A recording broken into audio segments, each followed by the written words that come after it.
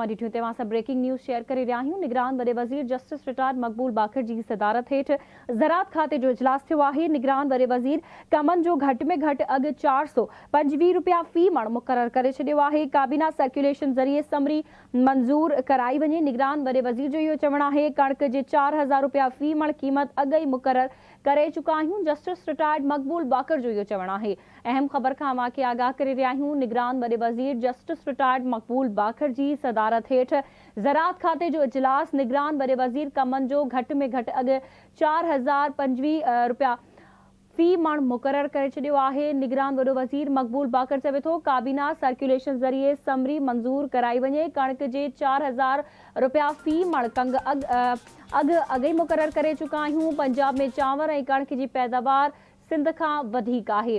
Breaking news अवां सां share करे रहिया आहियूं। निगरान वॾे वज़ीर जस्टिस रिटायर्ड मक़बूल बाकर जी सदारत हेठ ज़राअत खाते जो इजलास थियो आहे।